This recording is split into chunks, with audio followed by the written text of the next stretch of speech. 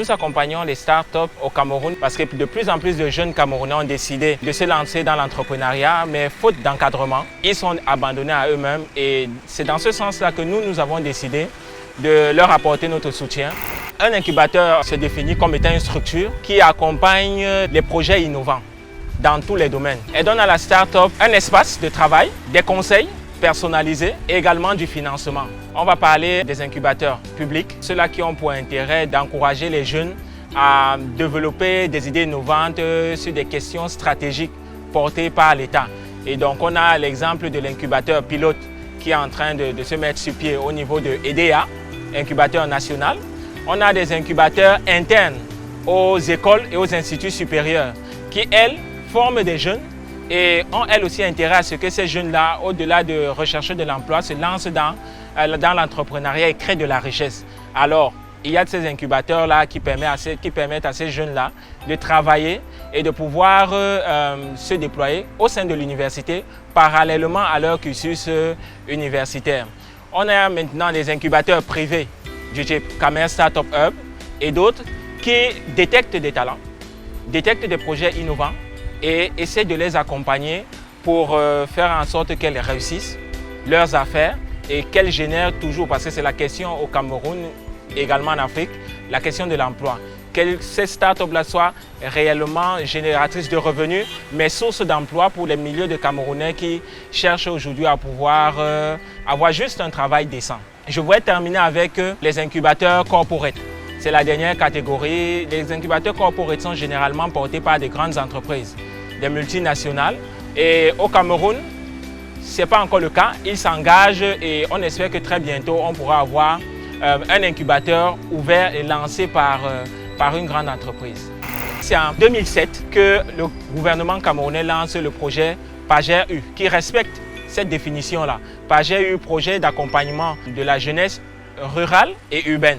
Donc ce projet avait pour vocation de former les jeunes, de leur donner du financement et de les accompagner dans la mise en œuvre, dans l'implémentation de leur projet. Ce projet avait été financé sur les fonds PPTE. Ça a eu le mérite de susciter la fibre entrepreneuriale chez beaucoup de jeunes. L'État ne pouvant pas toujours répondre à cette demande sans cesse grandissante, alors on a connu l'apport des structures privées, l'apport des universités également. Le jeune Camerounais a ceci de particulier que c'est quelqu'un qui a en lui cette envie d'indépendance, cette envie d'entreprendre. Il crée même des idées géniales. Malheureusement, il n'y a pas de cadre. Quand je parle de cadre, ça ne se limite pas simplement aux incubateurs. Je pense également à tous les éléments qui doivent constituer un écosystème. Une start-up évolue dans un écosystème précis, c'est-à-dire fait de business angels, de venture capital, des personnes qui, après le développement d'idées, peuvent mettre véritablement de l'argent et accompagner la start-up. Donc, il y avait ce besoin-là d'espace, un besoin d'encadrement et un besoin de financement dans toutes les régions du Cameroun. Mais on va citer les grands pôles. Donc, on a Douala, on a Yaoundé, on a Buea, on a Tchang. Et il fallait répondre à cette demande-là. C'est à ce moment-là qu'il devient pertinent pour le public, mais également le privé, de s'engager dans la création d'incubateurs qui pourraient orienter toute cette dynamique-là et faire en sorte que ces idées-là ne meurent pas dans les chambres d'université, que ces idées géniales-là ne meurent pas dans nos quartiers. Au niveau du public, on a l'incubateur national qui est en train de se mettre en place. Dans les universités, je peux citer le Technipôle de Polytech à Yaoundé, Aïtikola, qui est également basé à Yaoundé. Au niveau de Douala, il commence à y avoir un certain nombre. On a ActiSpace, qui est basé à Douala et à Buea. On a Camer Startup Hub, évidemment. On a également l'incubateur de Douala 2e, qui est le fruit de la coopération avec l'Italie. Évidemment, on a l'Université catholique de Buea, qui est un incubateur. Voilà les principaux incubateurs qui travaillent au quotidien. C'est vrai qu'il y a beaucoup de réticence de la part des entrepreneurs. Ils ne font pas toujours confiance facilement à une personne qui vient et lui dit « Je t'offre un cadre de travail, tu ne payes pas forcément grand-chose, je t'offre de l'encadrement et je finance ton projet. » Généralement, il y a la suspicion que l'idée peut être volée. N'ayant pas cette culture de l'accompagnement-là, ils se braquent tout simplement. Je crois qu'au fil du temps, dans cette relation entre incubateur et entrepreneur, on apprend à se connaître, on apprend à répondre aux besoins du porteur de projet et au fil du temps, ça s'améliore.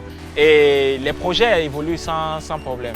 Le public s'est engagé, les universités, les écoles supérieures se sont engagées, les privés également. Ce qu'on attend, c'est les incubateurs portés par les multinationales. Je dois dire qu'au Cameroun, ils se sont déjà engagés d'une certaine manière en organisant des concours pour détecter des talents, mais aussi en essayant de travailler en étroite collaboration avec des incubateurs déjà installés afin de pouvoir en réalité sous-traiter le travail d'incubation.